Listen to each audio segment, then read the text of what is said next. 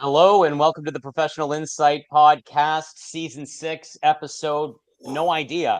Thank you Gonna be all a for good joining one. this it's going to be a real good one. My name's Brandon Curry. We'll I'm flip it Josh all Bond. out. And Trevor Lindy. Gentlemen, never in my wildest dreams 20 years ago when I was doing the obligatory watch of the OC, as you do, as you should do as a good boyfriend and now husband, is thought that I have to be talking to Ben McKenzie. How are you, sir? I'm great, man. Trust me, I didn't expect to be here either. This is surreal. Thanks for having me on. It's for a completely different reason than showbiz and your occupation.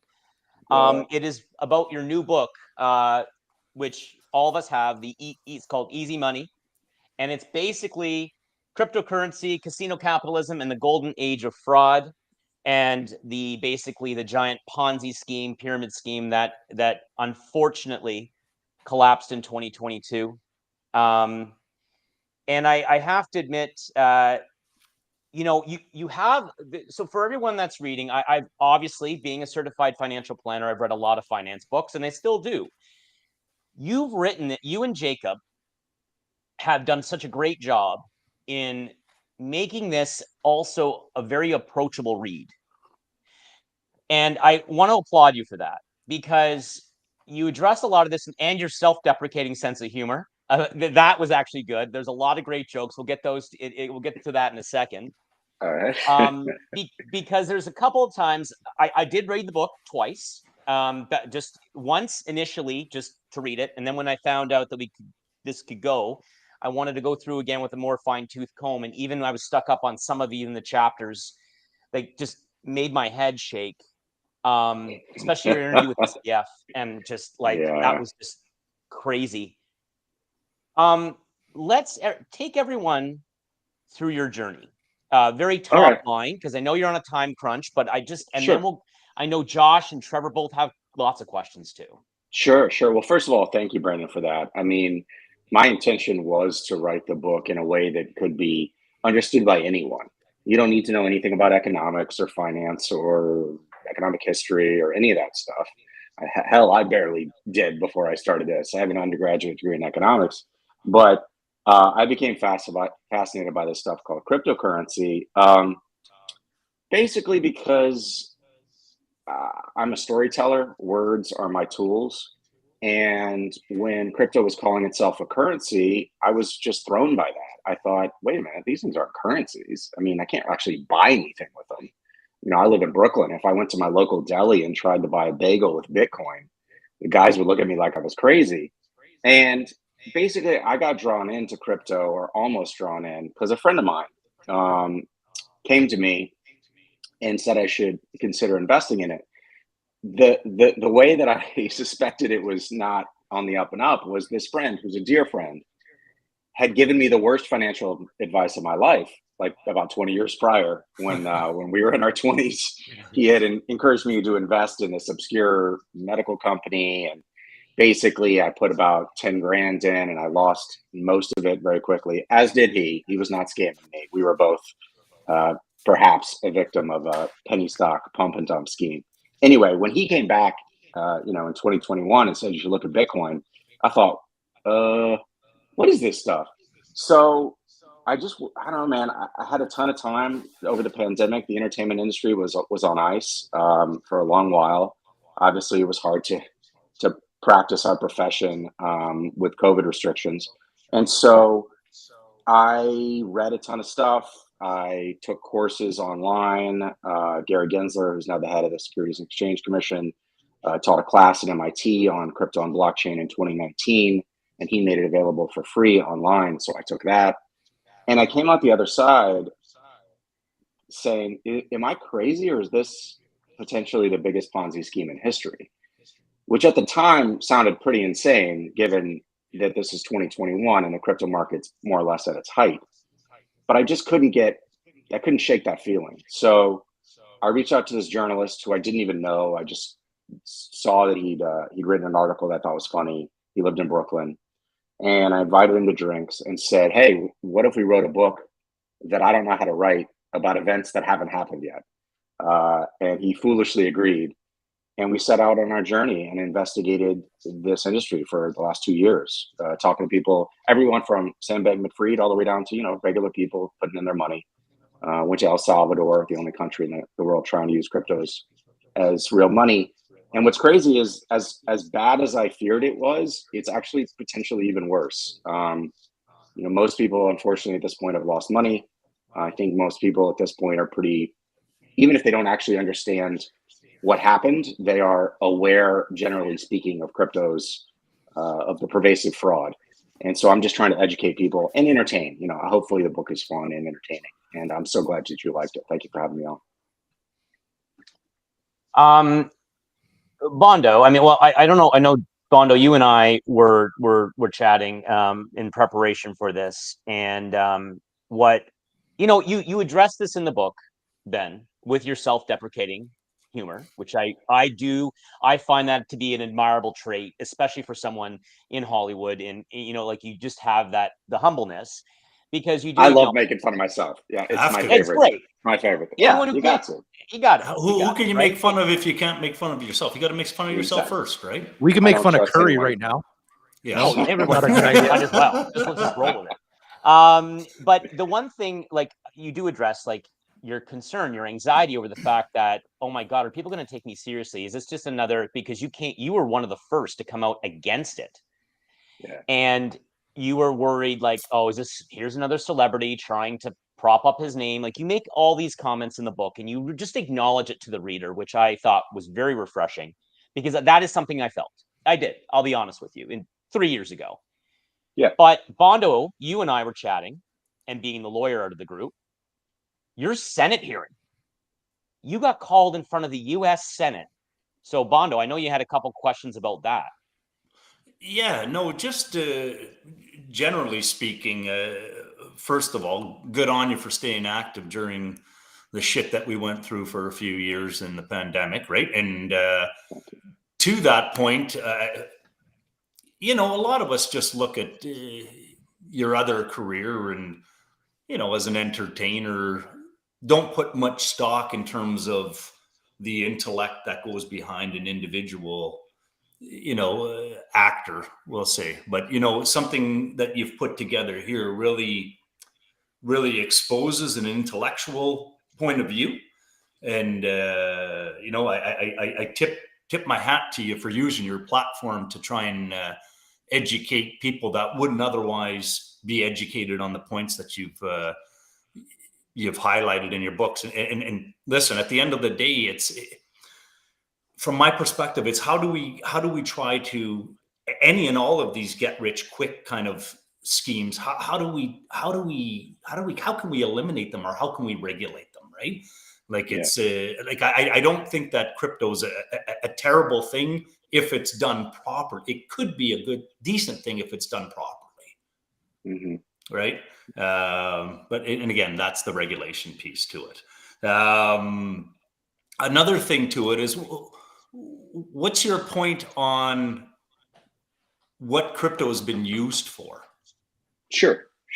Yeah, so we got to kind of deconstruct a lot of myths. First of all, to your point about, there being sort of a presumption that people in the entertainment industry, especially actors, are, not necessarily the sharpest tools in the shed, and Yep. Probably should, pretty people are tired. face, right? Yeah, pretty Yep. face, empty head. Like, look, Yep. man, it's not like there's not some truth to some of that, but I think anytime you're stereotyping a massive group of people, and I understand why people do it, because they see actors on TV and they're like, basically, shut up and entertain me. I don't want to hear your views on anything, but what movie you're promoting. But the truth is, like, look, I'm a citizen of the United States. I have a responsibility, as I see it, to speak up when I feel like people are being defrauded, and that's what I felt, and that's what's happened since. So, trust me, I struggle with those same feelings. In terms of, like, cryptocurrency in its fundamental form, we have to understand that blockchain technology, which is the technology crypto is really built on, is not new at all. It's over 30 years old. It goes back to at least 1991. Stuart Haber and Scott Stornetta working at Bell Labs, and a blockchain is just a distributed ledger. It's just a way of storing information. It's not revolutionary. It's not unique. I have nothing against blockchain. I'm not mad at a ledger. Yep. It's really the way that it's used. And to your point, what it can be used for at this point, all that blockchain really can be used for in the 2 years that I've been studying it is gambling, which is effectively what cryptocurrency is. You know, these 100%. Yeah, it's a zero-sum game. It's not like a counterexample would be the stock market, right? The stock market, for all its many flaws, is there to efficiently allocate capital to productive use, right? It's there to, companies want to raise money through offering stock. They take that money and then they invest in their companies, and then over time, the good companies grow, right? Because they're actually making stuff, you know, providing goods and services. Well, with crypto, you may have noticed something. They don't do anything. There's no goods, there's no services. They're very weird. Effectively, they're securities because they're used as investments. They're not used as currencies. And yet there's no product, no good or service. And so the way that blockchain is being used for cryptocurrencies is really, you know, effectively a Ponzi scheme, right? It's getting as many people in as possible. The ownership is very obscure. Many of these cryptocurrencies, especially the more obscure ones, they're really owned by a very small group of people. I mean, you saw this with FTX's implosion and the FTT token that FTX, you know, owned a lot of and had sort of inflated the value of. So they're very similar to penny stock pump and dump schemes. And, you know, I think that it's important to separate the technology of blockchain, which may have some use in the future, from its application right now. So other than gambling, the only other real use case for crypto is illegal activity. Tax evasion, sanctions evasion, capital flight, ransomware, obviously. You know, I'm just being What about honest nuclear? here. Yeah, I mean, you could use it for basically anything, human trafficking, unfortunately. And so I understand crypto advocates are like, well, look, we don't like some authoritarian states. And so we want to have this way of like sending value, you know, instantaneously overseas. But the truth of the matter is, if the good guys can do it, then the bad guys can do it too, right? I mean, there's no way to avoid that fundamental like friction. And right now it's being used by bad guys primarily because, you know, they're the ones willing to take the risk to once there's real money in the crypto ecosystem, basically generated by retail traders, by regular people, then there's enough liquidity for the bad guys to be able to use it for all sorts of stuff. I mean, North Korean hackers using it for ransomware, 100%. ISIS laundering money through allegedly through exchanges like Binance, stuff like that. I mean, you know, it's pretty bad stuff. So we got to really like be honest about what it's being used for. As to where blockchain could potentially be used in the future, I'm agnostic. I don't really care, as long as it's not used in the way that it's used right now.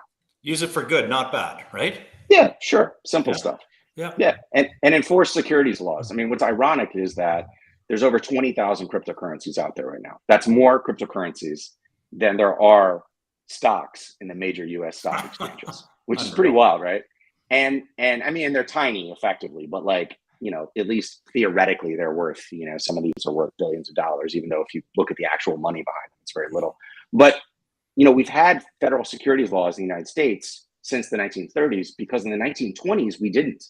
And the bubble of the 1920s, you know, the roaring 20s and all this like paper wealth that was generated, it led to the crash of 1929 and the Great Depression is one of the contributing factors. And so it's pretty ironic, but about 100 years later, we're actually revisiting a time before we had federal securities legislation. And the reason that we needed the legislation was to protect against market manipulation and fraud. I mean, primarily, people were getting swindled. And back then you could do whatever the hell you wanted. You could corner the market, you could paint the tape, you could do wash trading, you could do all these other things that, you know, look, let's be honest, there is some of that stuff in regulated markets, of course, but far less because there's a price to pay. If you violate the rules, then, you know, you can get fined, you can go to jail. The crypto guys are figuring this out now, but a lot of these companies, the volume in crypto runs through the overseas exchanges on purpose. They don't want to be here in America because they don't want to have to follow our rules. Yeah, and they want to be able to they want to be able to get away with it. And it's much harder to enforce, our laws overseas, right? We got to work with foreign governments and stuff like that. So that was one of the things that was sort of shocking when I first got into it, was like, oh my God, how is the government going to even attempt to get a hold on this? And effectively what happened is, we can debate whether they did a good job or not, but they could only come in after the collapse to really try to, fix it. To that point, though, you had, had some involvement at the Senate level. And what can you speak to in terms of that experience? Because you're sitting in the room and you're getting different perspectives, right? And it's, some of them are good points, right? Somebody, they're speaking to the business case and I mean, we're all business people, and you want to allow somewhat of a free enterprise, right? Sure. Yeah. But within a regulated platform, right? So, but I mean, you're sitting there and you're speaking good points. And again, I tip my hat to you, because the more education and the more that these things are brought to light, the more people will even just at least be talking about it at the water cooler, right? Yeah. I wrote the book to try to, when you're at that barbecue with your friends, and there's always that guy who's trying to get you to buy this or that crypto, 100%. right? I mean, we've all had that experience. I had that experience. And it's often your friend. So it's like, this was my buddy Dave. He's one of my closest friends. Like, and he wasn't trying to swindle me. He had bought Bitcoin, like maybe 6 months prior or a year prior. He'd seen the price go up, and he was like, hey man, you should look into this, right? That's how trying to attract you to a good thing, right? Yeah, he's got no bad intentions, and the vast majority of people that have bought crypto have no bad intentions, right? I mean, let's look at some stats. The majority of people who have ever bought cryptocurrency bought it in 2021, and we know that from the industry's own studies. There's a Bitcoin company or crypto company called Grayscale that did a study in December of 2021. And they studied when did you buy it, and 55% of people who'd ever bought Bitcoin ever in its whole history of 15 years bought it in 2021. Wow. Well, in 2021, the price was like at its all-time high, right? Between like $30,000 and $69,000 a coin. So if you bought it in 2021, you've almost assuredly lost money, right? And that's, by the way, that's if you can get it out, right? And that's we're really getting into money and lying. We're really getting into fraud here, because let's just try to name some of the companies that you can't get your money out right now because they've gone bankrupt. FTX, 1.2 million American customers, 5 million worldwide, they claim. Celsius, a crypto lending firm, 300,000 customers. BlockFi, Gemini. That's it's crazy. just you're talking about losing millions. Money. Yeah. And so, look, when I testified in front of the Senate, and I'd had conversations with various Senate staffs beforehand as they're, trying to vet you, trying to make sure that you know what you're talking about.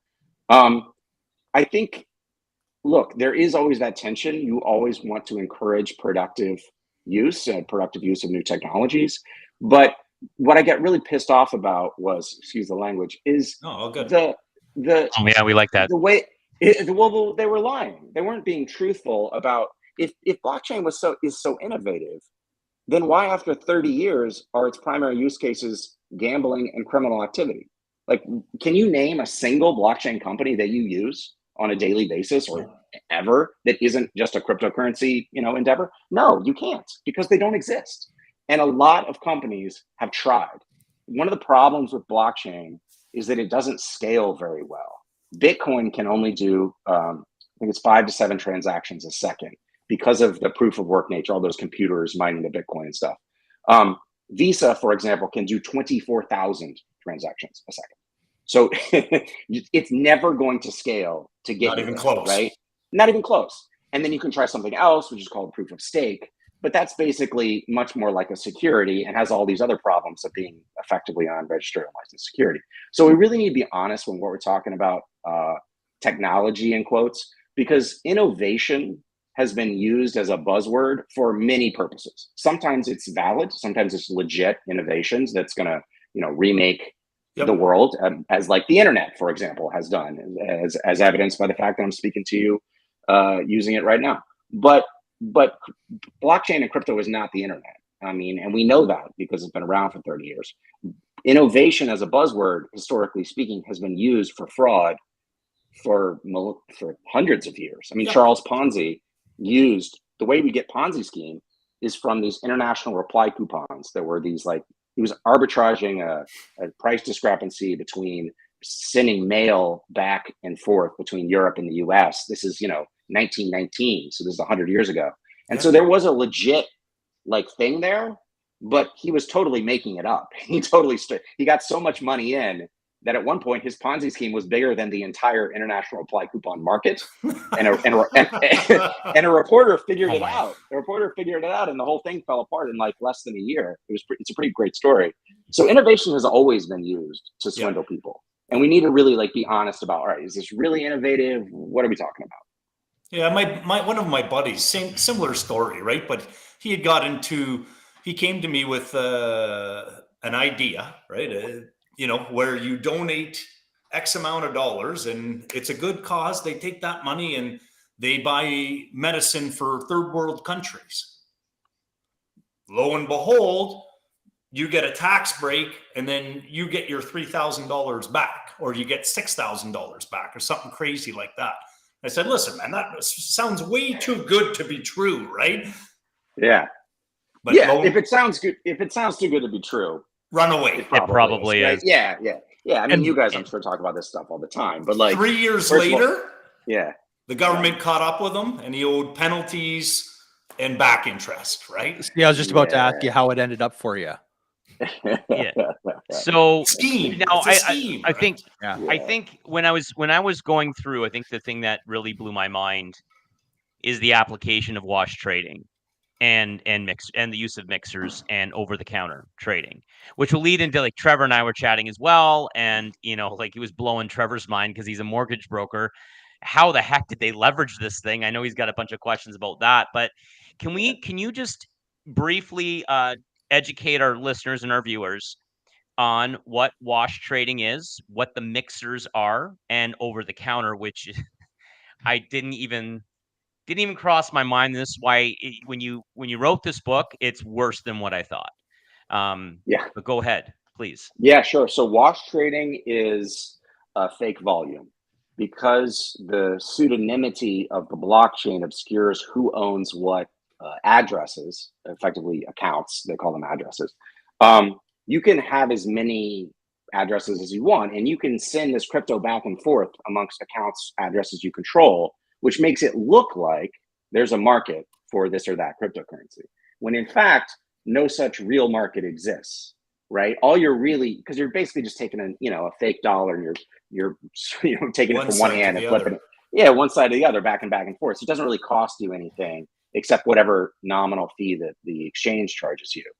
And because it's unregulated, wash trading is an enormous part of cryptocurrency. I read a study that looked at 29 exchanges. It found 70% wash trading on the unregistered exchange. 70% means the majority, if that's true, the majority of the volume in cryptocurrency is fake.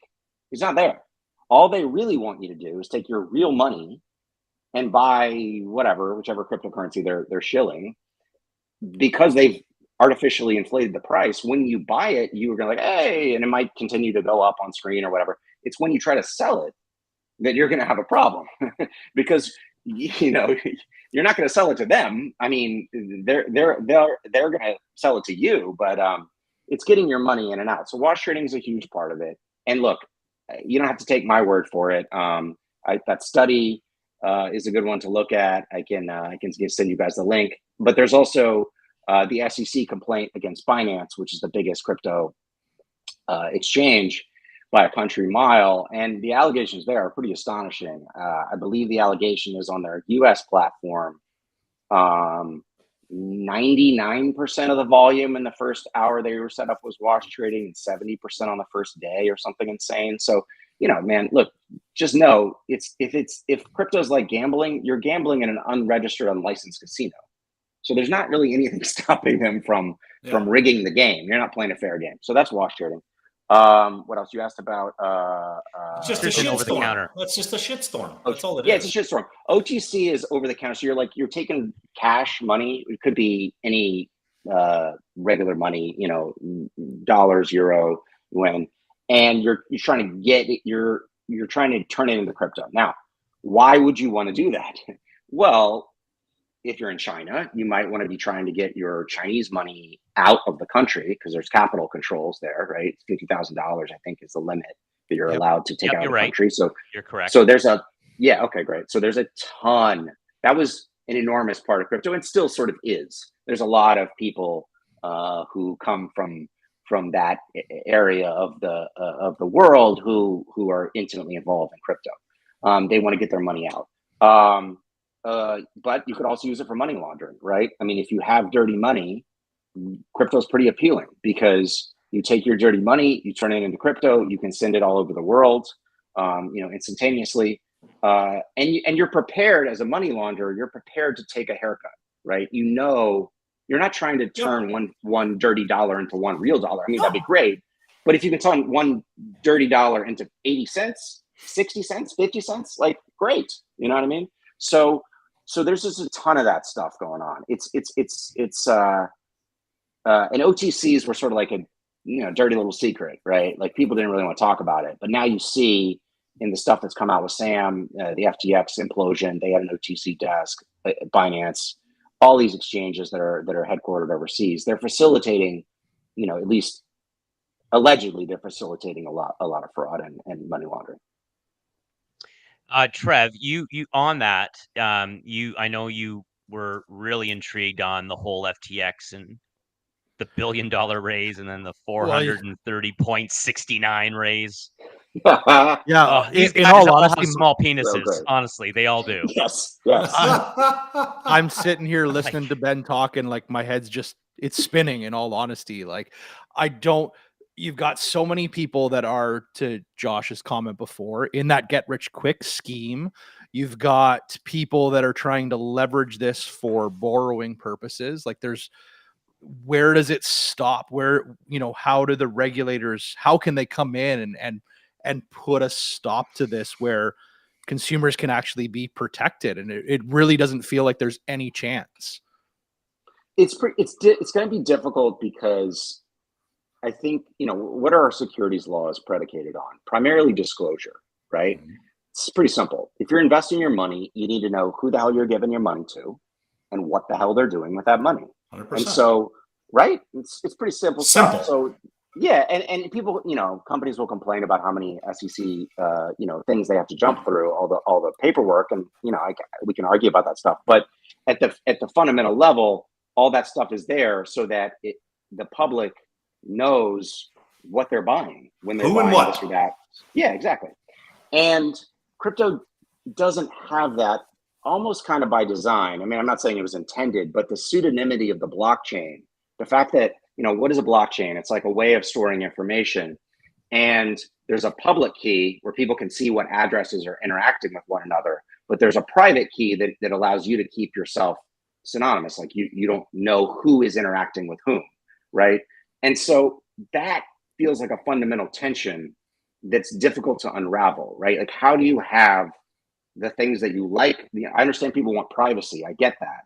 But our monetary system and our financial system, I would argue, is what's known in economics as a public good. Like, we need a functional monetary system. We need a functional financial system for us all to benefit, right? I mean, if you can't trust the stock market, I understand people have, trust me, there's a lot of fraud in the regulated market as well. That'll be the subject of maybe my next book. But like, but at least there's rules, and at least the majority of the stuff is on the up and up, so people can invest. And the fact that they trust the system allows it to keep going. With crypto, at least up to this point, there's very little of that stuff, and there's no real incentive for the industry to, they were talking about self-regulation for a while, which to me is hilarious because I got 3 small kids. I got a 9-year-old, a 7-year-old, and a 2-year-old. Nice. And let's just say I'm pretty skeptical of self-regulation. You know what I mean? I'm like, If I Yeah, you applied should be, yeah. self-regulation to my children, you know what I mean? I'd come home to like stains on the couch, Yeah. shit on the walls, like, you know what I mean? Yeah. Give me a 100%. break. There's got to be rules, right? Belly full of sugar. Yeah, exactly. You're going to self-regulate after 3 ice creams. Like, give me a break. And so, the adults have to be in charge here, and that's kind of belatedly what's happening, but it did get pretty out of control. I mean, the way that they were able to do it in terms of like FTX was, other than Bitcoin has a hard cap, at least per the code of 21 million Bitcoin, but the other cryptos, I mean, technically, you could kind of create as many of them as you want. So if you can borrow against that fake money and get real money by, these VC raises that they did and stuff, that's bad because your leverage is unlimited, right? I mean, it's infinite because, if these things don't really have any value and you can borrow billions of dollars or steal it from your customers, it's pretty insane, right? Yeah, I mean, that's insane.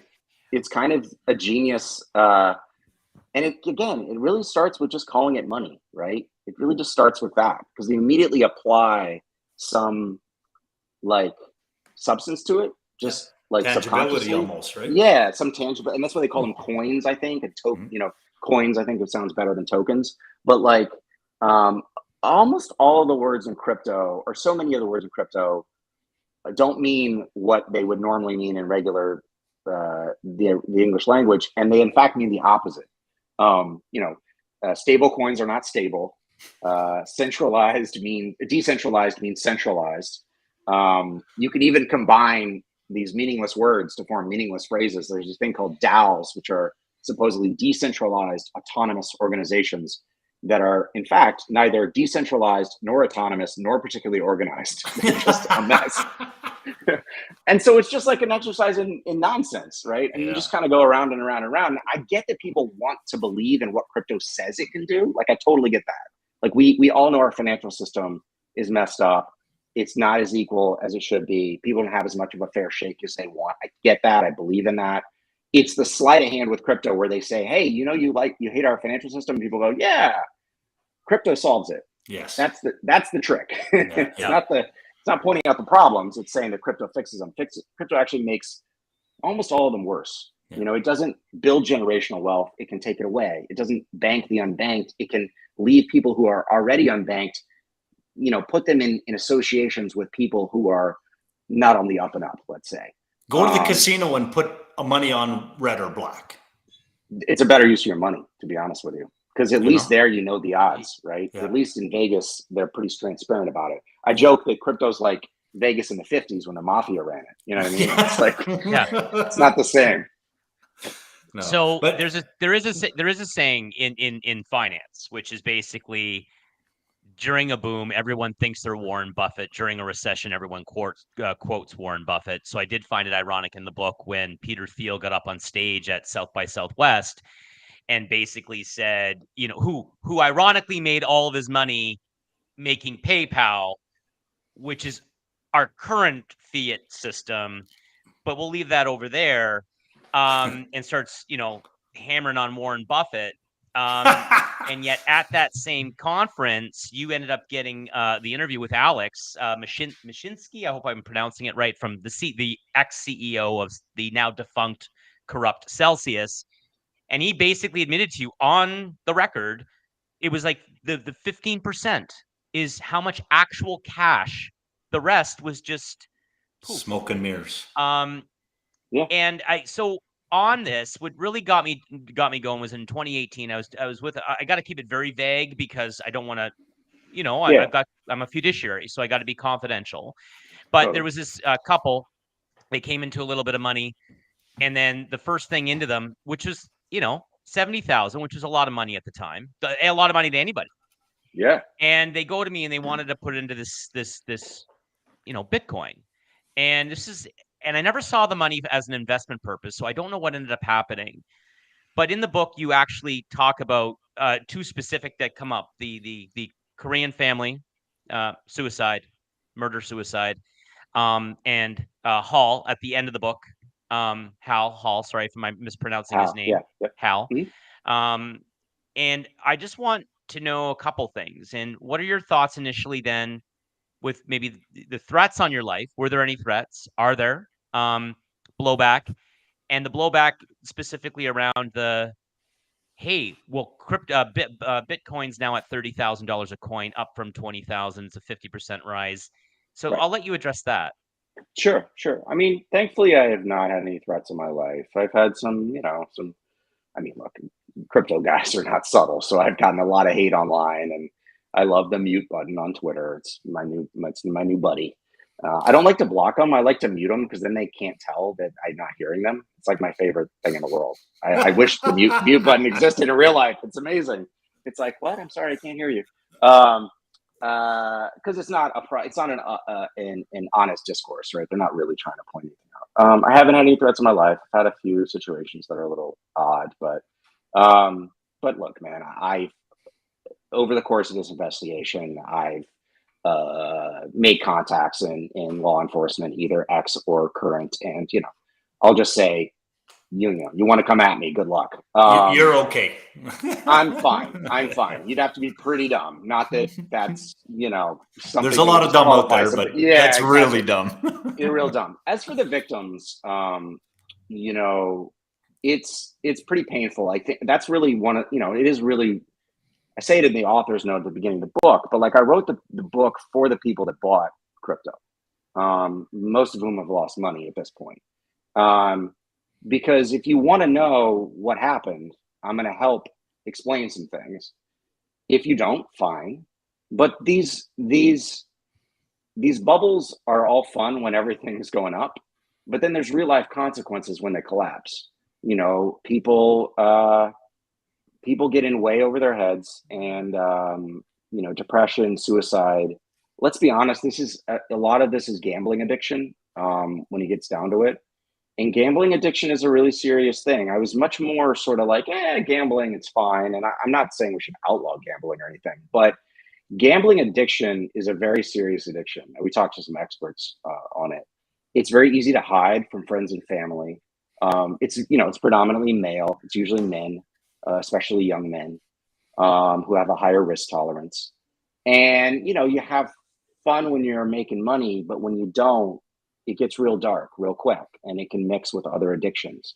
And so I think we should have a conversation about mental health and gambling addiction, especially for young men who pride themselves on being tough and macho and smart and all that. It's hard to talk about. I get it, man. That's why I want to talk about. I mean, I mentioned in the book, like I had made some bets and I had been wrong. I wanted to talk about that and be like, look, guys, like I'm writing a book about it and I can be wrong. You have to have humility. You guys know this in any finance, anything related to money. You have to be humble. You have to constantly check yourself over and over and over again, and check your assumptions over and over again, and be willing to change based on new information. I'm as tough as my wife lets me be. Yeah, yeah, that's a good way of putting it. That's a smart husband, right? Yeah, totally. Yeah, trust me, there've been some awkward conversations. Honey, no, but I was right. Yes. I was wrong on the timing. She's like, that doesn't matter. You're like, it's true. And yeah, sorry. And there was one more question there that I forget what it was. Was there one more? No, just the rebounding of the rebounding of Bitcoin. Oh yeah. Sorry. So that's a great one. I mean, the market's not an honest market. I don't know how else to put it. So if you're in what is a regulated, or at least theoretically regulated exchange in America, that would be like Coinbase. They're being sued by the SEC, so maybe they'll end up not being one, but for the moment they are.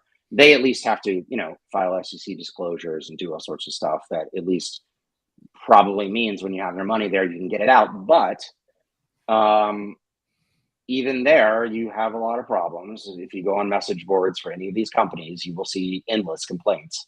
And of course, most of the volume runs overseas, and most people are buying crypto overseas. So again, you don't have to take my word for it. You can go back to that guy Mashinsky, who I interviewed at South by Southwest, who told me 10 to 15% of the money in crypto is real, and the rest is speculation. And that was then. That was a year ago. So right now, what's happening is the retail's gone away. The retail volume, the regular people are not buying it anywhere the numbers they used to. It's actually retail volume on the exchanges is lower than it was before the current boom started at the end of 2020. And So all of this fake money is trying to get into real money, and there's not enough of it to go around, which is why you saw these collapses of all these companies. But I hate to be the bearer of bad news, it's not over yet. You know, Binance, the biggest exchange, Binance accounts for over half of the volume in all of crypto. It's been sued by the SEC. It's been sued by the CFTC. There's reporting that the DOJ is investigating. You know, if Binance were to go down, that would not be good. Yeah, probably. I mean, we'll see. There's sort of Binance and Tether left. Tether is kind of like the poker chips in the casino, this stable coin company. But should the adults get involved and start regulating this and put some money into regulating it, right? Because we got to enforce securities laws. The problem is, one of the problems, as I point out in the book, is the SEC and the CFTC are not law enforcement agencies primarily, right? They're not out there like charging people with crimes they go to jail with. They're civil enforcement agencies, so they like find people. They can refer cases to DOJ. But they're also domestic agencies in the United States. They can't go to the Bahamas and work with the Bahamian securities regulators, which was not a thing I even knew existed up until Sam's fall apart. But like, you know, you need international global law enforcement to collaborate. That takes a lot of work. It's hard. Huge. You know, and it's tricky to pull off for reasons you can only imagine, right? Politics of it. So I think regulators are coming around to it now, but unfortunately, historically speaking, they only come in after the bubble's popped, because before then, A, it's hard to get ahead of it, and B, you might get blamed for popping it. So technically, 100%. you know, so that's kind of the way that goes. So I know you're on a tight time schedule because you're doing a big press release and tour of the book. Busy time. We're very humble. We're very Busy humble time, man. that you came on the show. Everyone, please buy this book, educate yourself, read Easy Money on Amazon, on Indigo, or wherever you get the books. Love to have you back on at some point in time. Absolutely. I would love to hear what you got to say about Chat GTP bot. We're definitely going to have you on whenever you want to promote. Crier, the channel, would love to have you on. Just reach out. And just as a side note, before Bondo takes us out, in all honesty, you do play down your undergraduate and BA in economics in the book.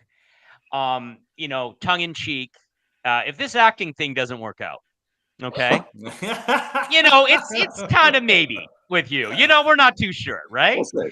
Yeah. Considering it already has worked out and you're already past that. Here's the thing. I think you should honestly. This is something that a career I think you'd be very successful in. For someone who plays down his BA in economics, you mastered something that's fairly complex. I think you should get your CFP because I think you having those 3 letters after your name, if this is something that you want to continue to do, I'm not saying you need it, but I think it's something you should consider because you do have the brains. You have the perseverance. As a fellow CFP, I'd love to have you in the fold. And finally, you also have the integrity, which a lot of your fellow Hollywood elite who are now being sued because they propped it up don't. And for that, sir, bottom of my heart, and I genuinely mean this, thank you. Because I was being told as a CFP that I didn't know what the heck I was talking about, and I was loony and I was nuts and I didn't understand code. So thank you. Love Bondo from Canada. Thank you so much, Brandon. I really appreciate that, man. And I will think about that. That is a good idea. It's an interesting idea. Thank you so much for your kind words, man. And thank you guys so much for having me on. I'm very honored. Thank you. Cheers. Thank you. Cheers. Bondo, thanks, guys. Take us out. Help you stay informed.